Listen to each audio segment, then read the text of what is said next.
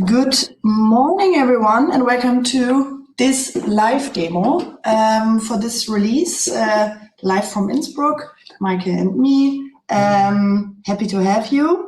And, well, we got 1 minute left, so maybe we wait for 1 minute for the other participants, and then we will dig right into it.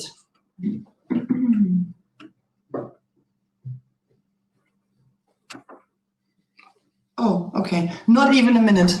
So then, 10 o'clock, let's go. So again, thanks for being here. And now I will just quickly show you today's agenda. So Michael will give an overview about this release and the topics. And then we will have, the part regarding the live demo. And in the end, as usual, you can ask us any questions. You can type them in the chat at any time, and I will see them. And in the end, I will collect them and try to collect them in different topics so we can sort it a little bit. That said, let's start. Thank you. So today we're talking about release, our latest release or last release, bigger release. There will be following minor updates, of course, but of 2023. So what changed? What did we do? And what did we work on? So there are mainly three big topics which we implemented or basically worked on the last months. First and foremost, the adaptive traffic control. So we all know data is a very important source for statistical and gathering reasons, and also for planning future digital and smart cities. But the thing is, we also saw that it's far more easy to utilize a single source of data on an intersection, for example, also to control this intersection, and therefore replace maybe legacy technology and consolidate sensors into one smart sensor, which we believe is the camera. Not the only one, but definitely a powerful one. And exactly this is what we will show, how we can now utilize our data for native traffic integration, so really integrated local at the edge into the traffic controller without speaking a new language, but rather utilizing existing interfaces that are already there. The second one is device health. So since most of our partners are scaling very quickly and very well, we implemented now also features to enable us self-debugging, self-troubleshooting, and have reliable metrics basically in order to pinpoint problems and maybe rule out errors based on certain pattern for the devices or for the fleet of devices in these cases, and therefore enhance basically stability and also monitorability for our devices, which increases the overall quality and also reduces the need of always contacting us, which is not a thing that we want to limit, but rather that the self-service is a faster solution sometimes to success. Lastly, we worked a lot on the model bits or on the enhancements as well. So the two major things that we implemented here is now higher resolution or basically higher quality for the neural nets that we are working on, which are now targeted for applications where it's really important and crucial to get high value or high limits, or sorry, high percentage of classification data, and also have a way more reliable, like traffic control, presence zones, or single space parking, where the FPS, so the speed, is not as important, but rather quality is in focus. And also to make it more transparent on how good the quality of the system really is, we will showcase you now a solution which easily enables to rewind time. So by up to 24 hours, you now can go back in time and really see how the system worked there. So what we implemented with the last release, the track calibration, so all trajectories of all objects are now visible for optimization and configuration. They are now stored per hour, basically, in order to showcase at nighttime, even without sitting in front of the device, the real counts in order to see if certain timing, lightning, or something influence the system. But without talking more on these points or bullet points, we are jumping into the live demo. So most of you know this side, that's the control center entry, and we updated our demo instance already to the latest version. And we start with the more simple thing, because for the traffic, I want to show a slide before, but with the more things that are quite easy to show. So we still have basically the same, also it's on camera, we have the same configuration interface, but we added now features like device health. So this is the idea behind this, as mentioned before, is to give a tool which is, for troubleshooting reasons now at your hand, and therefore reduces time and effort to, without blindly reducing errors to a simple problem, but rather having, in real time, data from the device itself. So first of all, you see how long is the device online. So when was the last update reported? So for example, if there was a connection error, you could pinpoint it down now and can see, okay, since 15, 20 days, there is no device uptime, which limits the error maybe to a point in the last 20 days rather than to try to find the error yesterday. Same goes for the status. So we really go for a longer period right now. So it's we will add up to 30 days. We started now with 7 days. And in this time, it's really, you can see all changes, all status changes of the system itself. So if it's running, if it's not running, configuration, an update was pending, or if it is in a non-configured state, this will be all showcased here. You can zoom in basically and reduce the timeline, or can then in the future zoom out. Also, more sophisticated things like how many restarts that happen, which is quite interesting or important thing, because one thing, for example, if there is no night power or a battery in place, which can't be controlled, we can pinpoint now how often did a restart happen and how often did the system itself need to reboot, maybe do it to power loss or do it to other reasons, which then are influencing the device.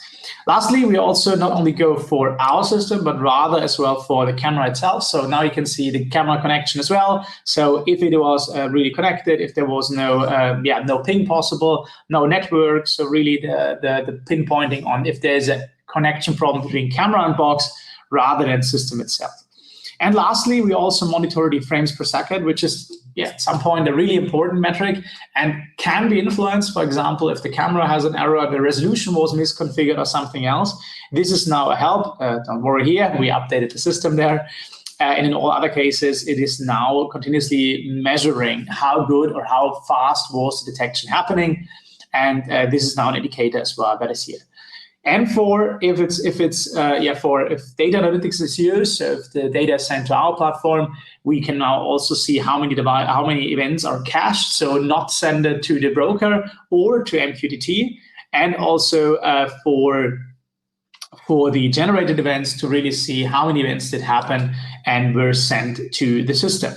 So this is the short overview. And as also shown in the slides, it's now also possible to add some metadata, which is now possible to add, for example, a special project name or a special project number where you want to assign the device to. This is then also included in the JSON file, so this is also readable and then distinguishable at your broker, not only in our platform. This is the main change on device manageability and monitorability. And now we can see one of my favorite features, to be honest, which is the possibility to rewind time. And and you don't even need to buy a DeLorean first, bad jokes incoming. You can do it in our platform. And the idea is quite simple. So we introduced the feature track calibration in the last release, and it's quite often used because now you can see where the tracks are happening, and there's a quite easy to read and human readable picture mapping to really see, okay, everything's fine, the trajectories are followed through, there are no breaks in the middle, and so on.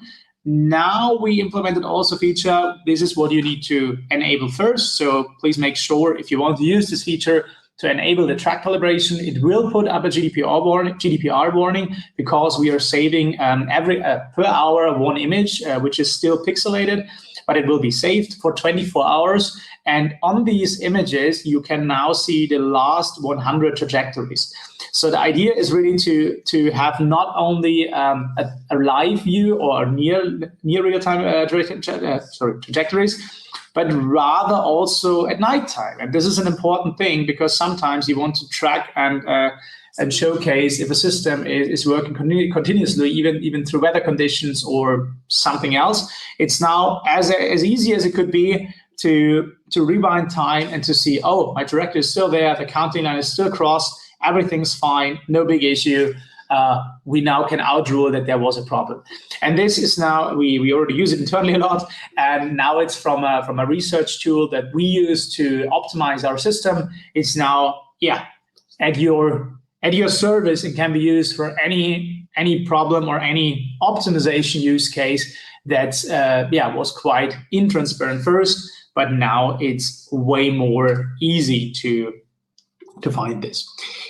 Besides this, we also updated or cleaned up, I would say first, cleaned up a bit our configuration settings. So first of all, the model side is now optimized, and also, as in the slides before shown, we have now a neural net which is in higher quality but lower FPS. We call it Accuracy Plus.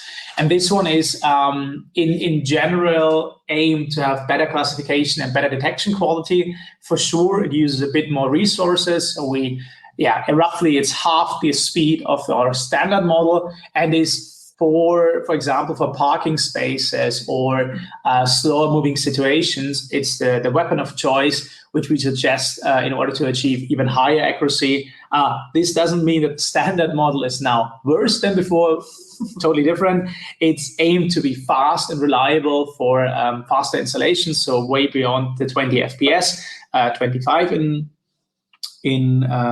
detail, and the Accuracy Plus is now aimed there. For example, in single space installations, we have many overlapping cars or close by objects.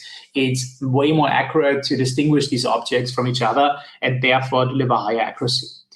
The latest thing, is also we added now the classes that everything can detect in the model directly. That was a very well received feedback from our partners and also customers. So now we have the classes there. So at all time, you really have just to look it up here rather than to go into documentation first. And also what I said now, roughly half the speed is all in if you choose the model. And our suggested use cases where you use it are also printed there. And as in the beginning said, we work a lot on these adaptive traffic use cases. This is exactly also the model that we are suggesting here, because many of them are virtual loop or presence zone based. So you want to detect objects in a present zone and therefore trigger some signal to the traffic light. This is exactly where the higher quality pays off, and we can enable such configurations.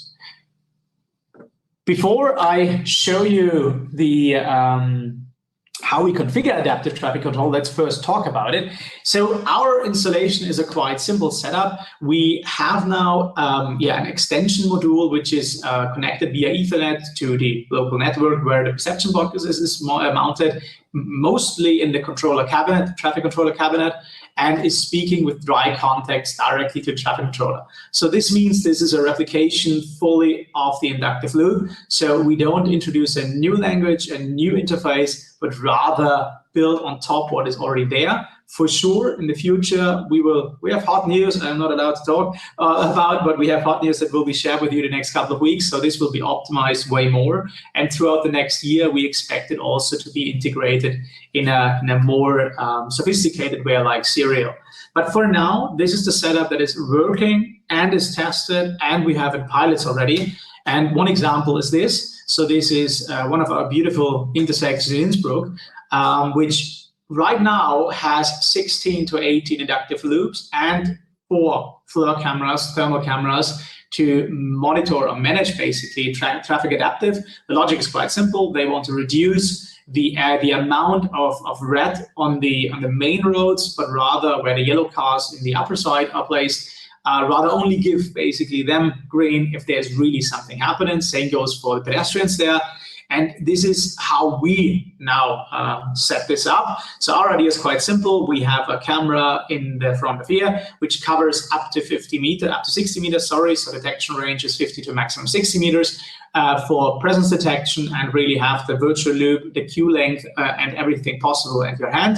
So this replaces right now 6 inductive loops, which are normally used here for having if there is something waiting at the stop bar detection, basically. After this, we also talked with the city, and there is an approach possible that we could cover. So up to 100 meters with a higher focal length. So you zoom more in, sure, you have a blind spot at the beginning, but 35 to 100 meters is possible to detect objects that are approaching. Very interested because we have use cases, I've heard about use cases which we want to work actively on, where you can have approaching cars or trucks also with an ETA to the stop bars and estimate the time of arrival in order to signal, hey, it would make sense without have to break them down. Let them still over 3 seconds. On the same traffic light, we have now also, or not now, but we have the active travel priority system there. So same system, same setup, but now aim to allow active travel priority in order to have waiting times for pedestrians and cyclists on the left and right side. So on these small areas here, and the clearance time for objects on the pedestrian walk. In the same thing, and that is a cool thing because normally you utilize more than one sensor for this right now. We also have the possibility to include the cars there. So you need one sensor for one leg of the intersection, rather than having a presence detector here, one here, and you have the inductive loop here to have two inductive loops here for the stop bar detection of the cars. And this is exactly what we try to do. We don't want to push out other sensors because there is a still need of special detection, special sensors. But the thing is that we believe in is if we want to form the intersection of the future together, we need to consolidate and make it not more cost intensively, but rather make smarter sensors, consolidate data on this, and not only use it for planning reasons, but also use it for control. And this is exactly what we can do. And if you have there any questions, we would love to jump into there with you together and talk about potential integrations. Let's jump how it's configured. So we just added basically, so you lose this one. This is the pedestrian crossing in northern Germany, and we added basically this I/O device exactly here. So you choose basically, so you can buy the I/O device from us as well, no problem. You just add the I/O device to your local network. You enter the IP address of the device, and then you decide if it has 4 outputs or 8 outputs or 16 outputs. And after this, the data is then forwarded to this device, basically, rather than just to MQTT or data analytics, and can be used in parallel. So you don't need to limit it to one option, but you can add basically this connection. And from there on, the presence data will trigger the IOs on the interface itself. So it talks basically with the IO, it's a Quido module, which has an API on it, and we speak or talk directly to the API in real time. And the data is then forwarded through a dry contact with presence there or not, and integrated into the traffic controller. So this is quite set up. It's quite easy, and we are more than happy, or would be more than happy to talk with you about how to implement this. I'm not sure if we already showed. Also important for management.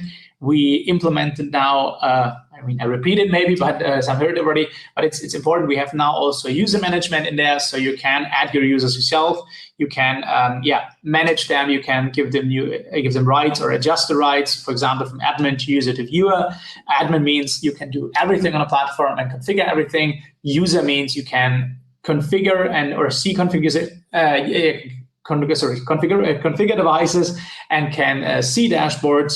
And the viewer is then limited to only viewing basically data in data analytics rather than seeing anything else.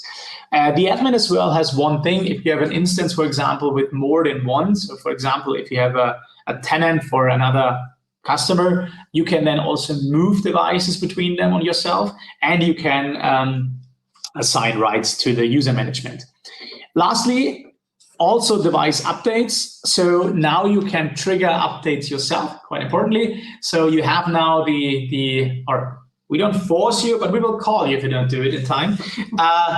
We have the option to trigger the update when it suits you best, and therefore this will pop up here. You just basically add and say, I want to update my devices. Please let me do. And after this, the update will be triggered. And also, if not seen already, there is a license management in there. This is synced with our database. And the idea is to have everything in your hand to decide, or not to be reminded and shocked, oh, there's a license has to be extended, but rather you will see it now here as well, and it will be shown as active or expired, and then you can decide what you need. We will still ask you if 30 days before if you want to prolong the license, but now there is a management tool in there which helps to determine when it will happen rather than be shocked by storm. Yeah, this is basically in summary what we did. To really summarize it in the 3 easy things I did in the slides before. The big part is the adaptive traffic control, data not only for monitoring, but we now also control traffic, and as mentioned, open for any IO-based traffic controller that we know.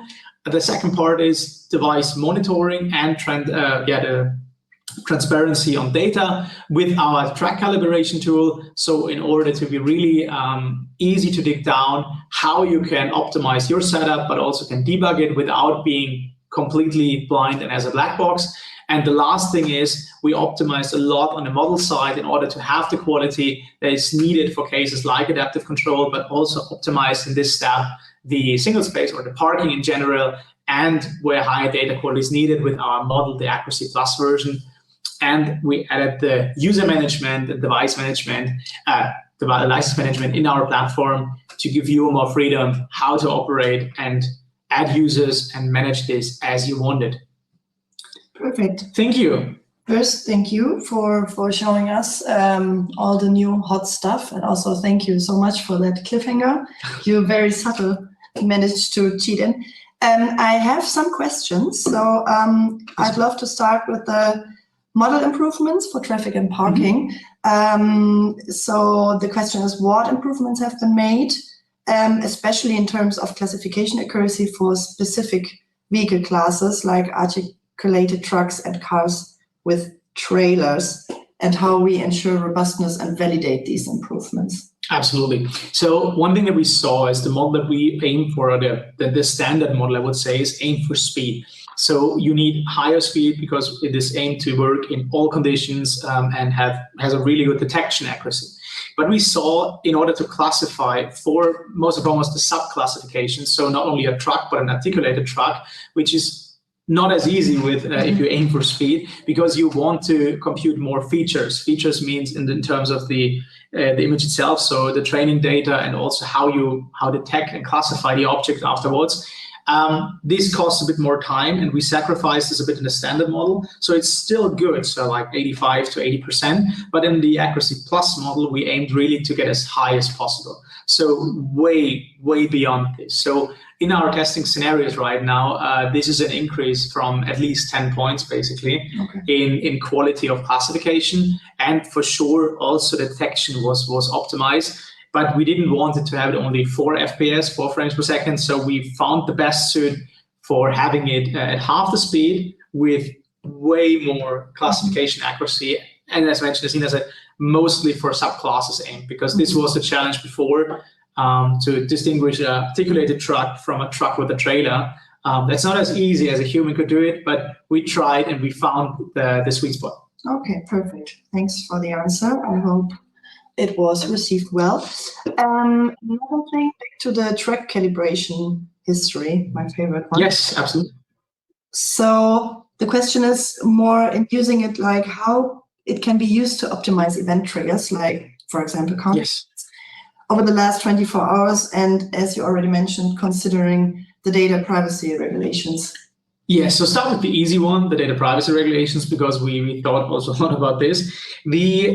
The thing is, obviously, we will save or store an image, which is a random image at the start of each hour for 24 hours, so 25 still images, which are as good as we classify, and tagged objects will be pixelated as well. The resolution is not as the camera, but it's also broken down to 720 pixels. So the thing is, we didn't see any problems in storing such, but of course we need to say and warn you to now you will store an image, which is normally not the case. On a privacy level, it is, as mentioned, pixelated, reduced quality, and no personal data or anything is in a normal setup at any time visible. Let's go to the optimization now. That is and this is why I like it so much, the one thing that we saw a lot is, environment and parameters change in 24 hours quite a lot. So for example, if there's 10 minutes or I don't know, an hour of heavy rain and heavy storm, which occluded the camera by a lot, this is a thing normally you would say, oh, it didn't work. On the other side, we just didn't have the information that there was such an event just an hour basically at nighttime, and then we utilized the wrong data for exactly, or interpreted it as normal data. In this case, you can now scroll back to nighttime, go through the hours and see, oh, I can see now this makes sense because there were water drops on the lens, for example, which I normally wouldn't have seen because I need to sit in front of the system and basically update the image right in time to be aware of this, or I need to record long sessions. This is why we decided to enable it like this. We utilized it beforehand in our research and lab a lot, because this was the go-to way within internally to see if trajectories and tracks are continuous throughout 24 hours, and if not, can we pinpoint it to certain externalities which occurred during these 24 hours. Perfect. Thank you. And last two questions, I think, regarding the whole device health metrics topic. So you showed us, I remember, but it was a bit, maybe the connection was a bit wonky. So what are the key device health metrics available in this update? And maybe you could describe how they can help in self-diagnosing common problems. For example, I don't know, like network connectivity or camera connection issues. So I wouldn't really say there is one key metric, because obviously it always is. I mean, it's important with this device health to boil it down to one or two possible errors, because as we all know, there are so many variables out there, like the networking side, connectivity side, maybe also the camera side. Then there is overheating, a possibility whatsoever. Therefore, I wouldn't say there is one big metric, but obviously device health is aimed to boil things quickly down and say, okay, an update wasn't applied since 24 hours. Let's call Swarm because there's something happening in their backend. The other side could be, oh, the camera is not available for 24 hours, but the system is basically still online and still running. So maybe I need to look and have a look between camera and the box itself. So, or for also one possibility, there are a lot of pending events, or there are a lot of cached events. Maybe there is a problem to connecting to a backend, to a third-party backend. So exactly, this is how we treated it. We didn't want to give you one number only because we know what's wrong, but rather there are many key metrics which should enable to reduce the effort to try everything on your own and then ask back and say, oh, we don't know really what is the issue there, but rather tell you, oh, look, the device is offline since 4 days and the last status reported was a warning. Let's maybe boil it down to a connectivity issue. Okay, perfect. So it's all about the mix and the combination of the whole metrics and stuff. So you see. Yes, exactly. Okay, exactly. Perfect. Another question, back to the classes, with the trailer function, is this also including caravans? No, not at the moment. I mean, that's a class we have a lot of disputes internally. The thing is, we could, I mean, the possibility to add such a class wouldn't be the biggest issue. We just right now focused on these 12+1 classes that we have. But obviously, if there are projects with further or classes to extend to like caravans, please feel free to contact me or us. We would love to look into together. It's always a possibility. Right now, the classes came from the most general market feedback. So caravans are sometimes in there, but if we can work together on this, let me know. It would be a pleasure to talk about this.